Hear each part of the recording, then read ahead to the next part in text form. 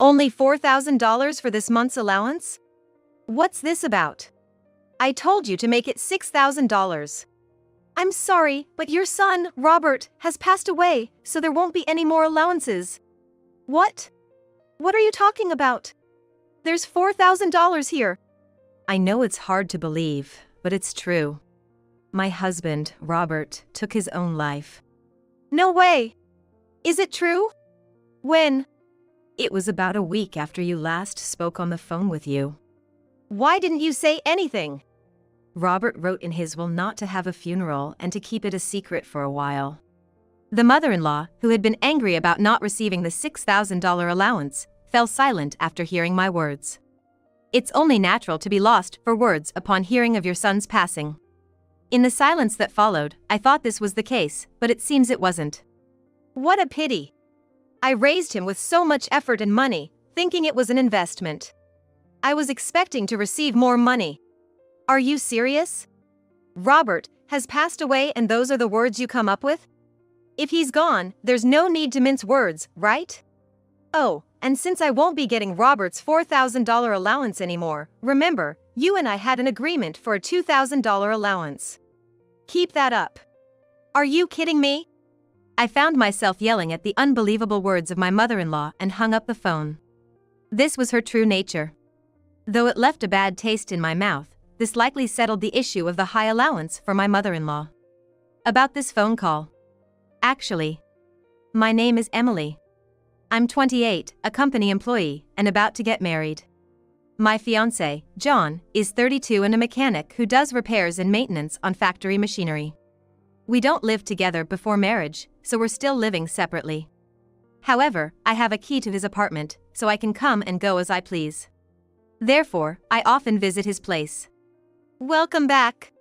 Oh, you smell again today. Dinner's ready, but why don't you take a bath first? I was gonna take a bath first without you saying. To avoid dirtying the interior, my husband took off his socks at the entrance and lifted the hems of his pants so they wouldn't touch the floor as he headed to the bathroom. John always comes home smelling of sweat and oil. It's not a pleasant smell, but it's proof of his hard work, so it's not something to dislike.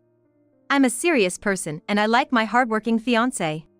Once we're done greeting your mother, let's start looking for a house to live in together. I've told you before, it's okay. After John comes out of the bath, it's dinner time. Lately, I always talk about house hunting during dinner. I can't wait to start living together. John always replies to my confirmation with a bored look, but his mouth relaxes as he eats. He must be looking forward to living together too. Once we live together, we'll say goodbye to this cheap studio apartment he's been frequenting. It's small and inconvenient, but leaving it feels a bit sad. I look around the room, like a graduate looking back at the classroom they once occupied. Even though John is over 30, he's continued to live in this cheap, small studio, but it's not because he earns little. I once asked him why. Hey, aren't you gonna move to a bigger place? Isn't it cramped and inconvenient here? Well, it's close to work and the rent is cheap. We can manage with the small space. Ah, I see, apart from the size, it's convenient then. Gotta save money, you know. Robert is a saver. Not just on rent, but he also cuts corners on groceries, utility bills, and buys only the bare minimum of clothes. It's a bit stingy, but certainly better than being a spendthrift. I think a practical guy like him is good to marry. He's serious about work, sensible with money, and kind to me. So, I had no worries about marrying Robert. But, after meeting his mother, my anxiety about marriage suddenly grew. On the day we went to greet Robert's mother, I was nervous. Will it be okay? What if she doesn't like me? Aren't you worrying too much? It'll be fine. As we arrived at Robert's family home, my breathing became erratic. To calm down, I took a deep breath and sipped some water. There's a reason I was so nervous. Robert's mom divorced right after his birth. And after the divorce, his father disappeared, stopping child support payments. So, his mom raised Robert all by herself. The typical mother-in-law issue of feeling like her carefully raised son is being taken away seemed inevitable. Since she's a single parent, I really wanted to avoid any conflicts. To start a peaceful married life, it's crucial to make a good impression on her. After putting my water bottle back in my bag, I braced myself and entered Robert's family home. So, you're Robert's fiancé? I don't like you. Looks like a peaceful start to married life is off the table. We'd just made simple greetings at the entrance and were seated in the living room. It wasn't that I did something wrong, she just hadn't taken a liking to me from the start. Mom, why would you say something like that right off the bat? We're gonna be family, no need for formalities, right? Plus, it's better to be upfront about these things. Mom, no matter what you say, I'm gonna marry her. I'm not opposing the marriage, okay? I'm just expressing my feelings. Don't worry. A quiet parental argument unfolded before me. Feeling awkward, I fidgeted with my toes while sitting formally, hoping time would pass quickly. What don't you like about Emily? She's just a mid-level company employee, not earning much, right? I came to greet her for marriage, but the conversation was just between Robert and his mom. Butting in might worsen her impression of me. So, I left it to Robert. Still, being called low income irked me a bit. Sure, my salary isn't that high. But it's not low either, and I don't struggle with living expenses. Maybe she's just worried her son might struggle if he marries someone who might not contribute much financially? Emily, despite what I said, my son is precious to me. Please take good care of him. Yes, I understand. Finally, the hellish time that felt like 1 minute stretched to 10 was over. Though Robert's mother said she didn't like me, she wasn't opposed to our marriage and ended up saying she wished us well. She must be just concerned about her son. Thinking positively, I decided to work on deepening our relationship with her and stood up, my legs a bit numb. Just a second, Robert. As we were about to leave through the front door, Robert's mother called him back. I stopped too since she had stopped Robert. It's okay, Emily. Wait outside. I felt a bit left out and sad being treated like an outsider. But I figured there might be things for parents and children to discuss alone, so I quietly stepped out and closed the door. While waiting outside, I could hear fragments of Robert's conversation with his mother through the door. Allowance. I understand. It was hard to make out the full conversation. But I heard allowance. I hadn't known before, but it seemed Robert had been sending his mother money. But why did they need to send me away for a conversation about allowance? Did they think I would oppose it? Sorry for making you wait. No, it's fine. Though I was curious about the allowance discussion, it wasn't shared with me, so I couldn't ask Robert. I hadn't felt any anxiety about marrying him until this greeting with his mother, but now I started to feel some. Months later, Robert and I got married and started our married life. The anxiety I felt during that marriage greeting was completely blown away by our marital bliss. So much so, I had forgotten about the allowance conversation. But soon after we started living together, I was reminded of it. This is how much I've saved up. What about you, Robert? Well, Robert nervously placed his bank book on the table, like a child caught doing something wrong. How couples handle their savings from before marriage varies. We decided to treat our pre-marriage savings as joint funds. So, we were showing each other our bank books, but I was shocked when I saw Robert's. What? There's hardly anything here. Why? You were so frugal. Well, I've been sending money to my mom. Hearing allowance, I suddenly remembered the conversation between Robert and his mother during the marriage greeting. Allowance and an almost empty bank book. A feeling of unrest stirred in my chest. Now that I knew he was giving money to his mother, it was something that involved our joint finances. So, I felt no hesitation in asking. The allowance is for your mom, right? How much are you sending? $4,000 a month. $4,000? I was stunned by the amount, much higher than I expected. I never thought such a big issue would come up so soon after our marriage. Robert had started sending $600 a month when he first started working, but his mother gradually demanded more, and now it's $4,000 a month. Initially, his mother said she didn't need any allowance. But even then, Robert continued to send her money. Maybe she got used to living comfortably with the allowance. Despite being only 57 and still young, she quit her job and now only works part-time, relying entirely on Robert's allowance for her living expenses. After subtracting $4,000 from Robert's salary, we're left with just enough to cover the bare essentials. Now, I finally understood why he lived in a cheap apartment and bought so little. Why do you keep up with such an unreasonable allowance? If it's tough, you could just say no or reduce it to a more manageable amount, right? No, well, my mom struggled to raise me until I graduated college, and I think money was tight, so when she asks, it's hard for me to say no. As I gently placed Robert's bank book back on the table, he stared blankly at it and fell silent. It seems he couldn't refuse his mother's demands because of his gratitude for being raised and his overly kind nature. I think Robert is also responsible for not refusing his mother's requests. But hearing his story, it seems like his mother understands his sense of obligation and takes advantage of his kind nature. I spoke to Robert, who looked dejected like a scolded child, in as gentle a tone as possible. I think it's good to take care of your mother, but the current relationship isn't healthy. Yeah, you're right, it isn't healthy. Robert picked up his bank book, flipping through it with a sigh. It seemed he understood that his relationship with his mother couldn't continue this way.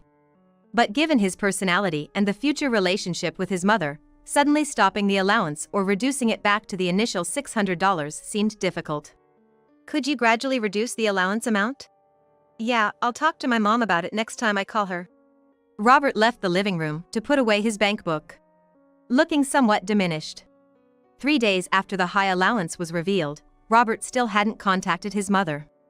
I wanted him to call her soon, but I understood that asking his mother to reduce the allowance must require a lot of courage for him. So, I couldn't rush him. However, before long, his mother took the initiative. Hello, Emily? I have a small favor to ask. I'm about to go back to work after my break. It's okay, this will be quick. Actually, I've been getting an allowance from my son. I heard from Robert the other day. His mother had called to tell me she was receiving an allowance from him. She probably figured that sooner or later, I'd find out she was getting $4,000 a month. So she decided to confess first to mitigate my anger and try to keep the amount from being reduced. Her timing during my lunch break also seemed calculated, as being short on time might prevent me from making a calm decision. I began to understand why Robert couldn't stand up to his mother.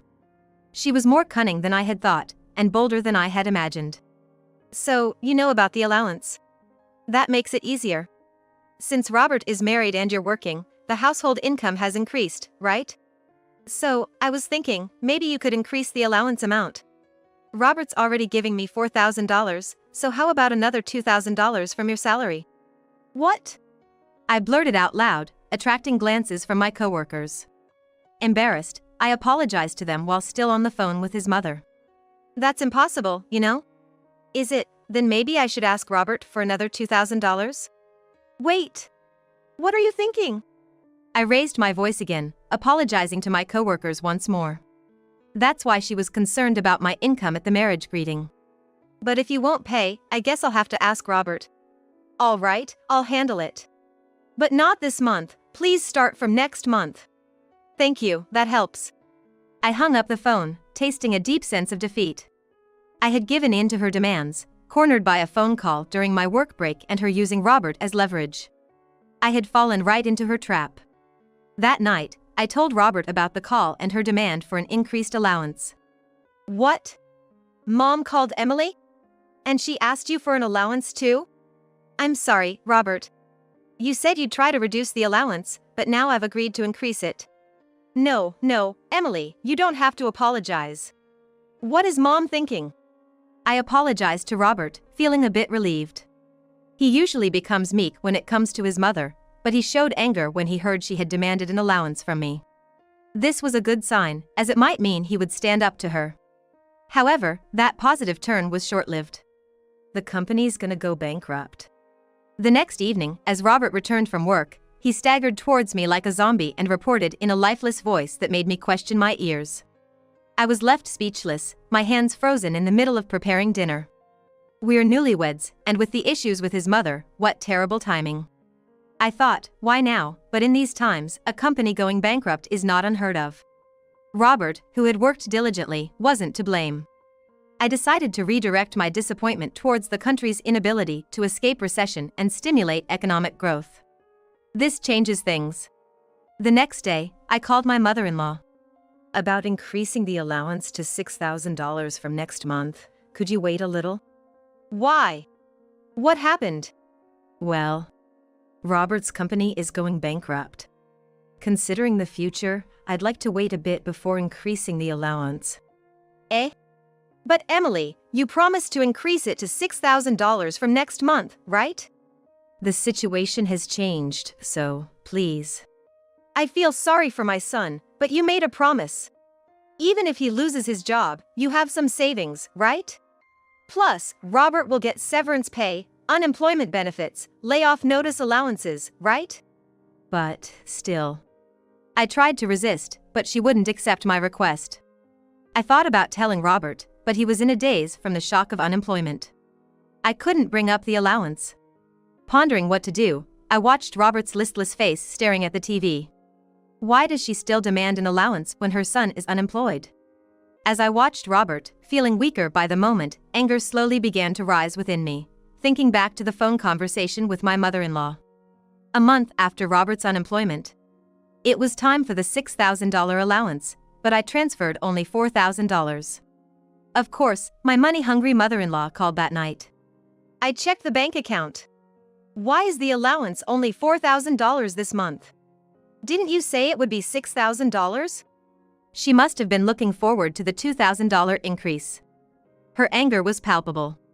But there was a reason I could only send $4,000. I had to tell her the truth. Robert has passed away, so there will be no more allowances. What? What are you saying? There's $4,000 here. I know it's hard to believe. But it's true. Robert became mentally ill after the company's bankruptcy and took his own life. The $4,000 this time was due to the bank's automatic transfer service he used, which I couldn't cancel in time. No way. Is it true? When? About a week after our last phone call. Why didn't you tell me? Robert wrote in his will not to have a funeral and to keep it secret for a while. We had a direct burial. He must have felt ashamed to end his life after 30. He wrote in his will to tell others it was a subarachnoid hemorrhage, but I wanted to tell you the truth. She fell silent. All I could hear was the faint sound of the TV from her house. Losing her son must have left her speechless.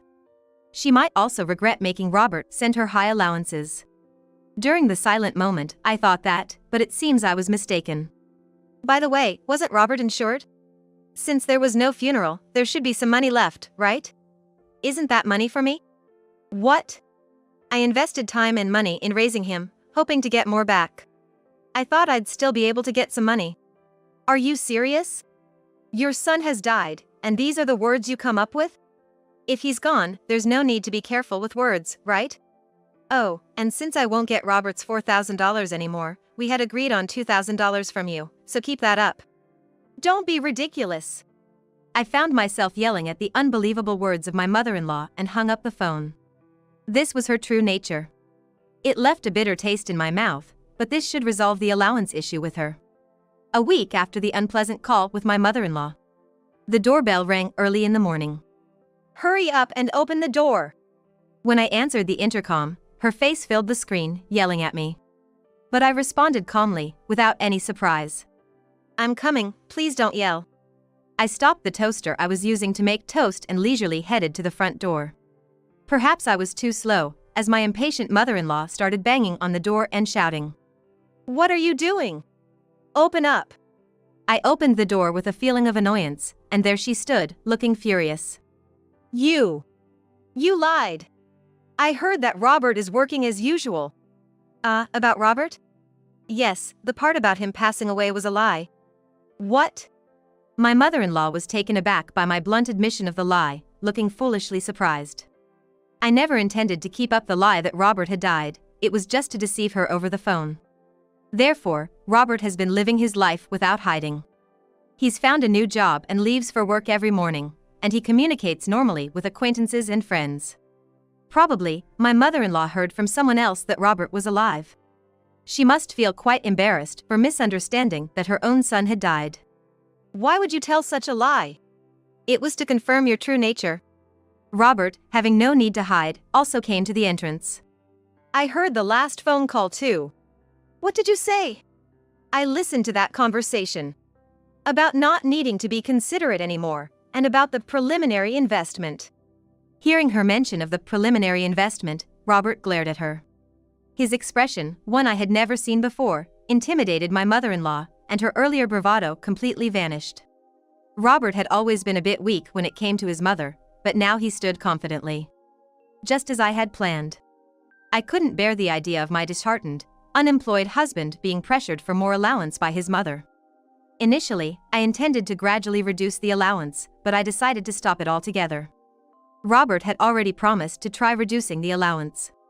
Considering his character and his relationship with his mother, it must have taken courage. Encouraged by my words, he mustered that courage, and I thought if I pushed a little more, we could stop the allowance altogether. So, my plan was to pretend Robert had died, expose my mother-in-law's true nature, and have Robert confirm it.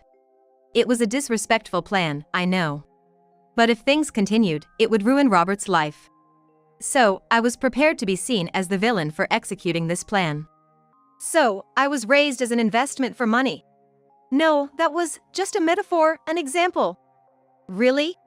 Then what did you mean by preliminary investment? My mother-in-law was desperately trying to find a way out. Looking around for any hint. Unfortunately for her, no matter what counterargument she tried to come up with, she had few cards to play. So, you repay the kindness of being raised by betraying me like this. What a terrible son and daughter-in-law. I glared at her, mentally cheering. The old Robert might have backed down when confronted with his debt of being raised. But now, knowing her true nature, that tactic wouldn't work on him. And I had prepared for this card. Any debt of being raised has long been repaid. What? Robert attended public schools from elementary to university, right? The cost of raising a child in such cases is about $140,000. Robert has been sending allowances for 10 years. It started at $600, then $1,000, $1,400, $2,000, and now $4,000. The total sum of the allowances so far is $216,000. If his upbringing was an investment, then you've already profited by over $60,000.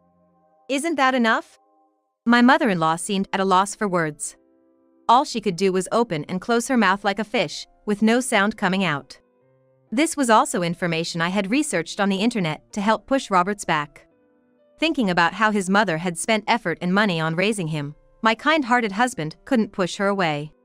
So, I told Robert about the amount of money spent on him and how he had already paid back more than that. Realizing he had already repaid his debt in numbers, it seems Robert was able to clear his mind of any obligation towards his mother. From next month on, we're not sending any allowance. Wait a minute. That's not fair. How will I live without it? You're still 57, right? You can work plenty. But work at this age, after all this time. My mother-in-law tried to argue, but seeing Robert's firm stance, she seemed to give up. Her voice fading and eventually falling silent. This was the outcome I had hoped for. It would have been okay for me to refuse the allowance. But if I did, she might still try to get money from Robert behind my back. So, it was necessary for Robert himself to refuse it. I have plans with Emily today. If we're done here, can you leave? And don't contact us again. It's always about money with you anyway. Robert pushed my mother-in-law out of the entrance, closed the door with force, and immediately locked it. It seemed she had realized she couldn't change the situation, as her footsteps receded from the other side of the door. I'm going back to preparing breakfast. I returned to the kitchen and resumed toasting the bread. Robert, as he said, firmly stopped the allowance. My mother-in-law, who had been relying on the allowance for living, had to start job hunting, as part-time work wasn't enough. But with a nearly 10-year gap and nearing 60, it seemed she couldn't find a job. Moreover, it appeared she had spent the allowance she received from Robert every month, leaving her with no savings. Now, she's juggling 4 part-time jobs, working from morning till night. Had she shown even a hint of remorse when I said Robert had died, I might have continued the allowance a bit. But she called his upbringing a preliminary investment. She had a chance but failed to seize it, and her tough life now is her own doing. Robert has no intention of caring for her in her old age. Starting to prepare for retirement at 57 with no savings will be tough, so she'll have to work hard. As for us, we're enjoying our newlywed life. Robert has become brighter since the burden of the allowance was lifted. Also, having the courage to stand up to his mother has seemingly made him a bit more rugged. I've grown to love him even more. Eager to see my beloved husband, I'm hurrying home from work today.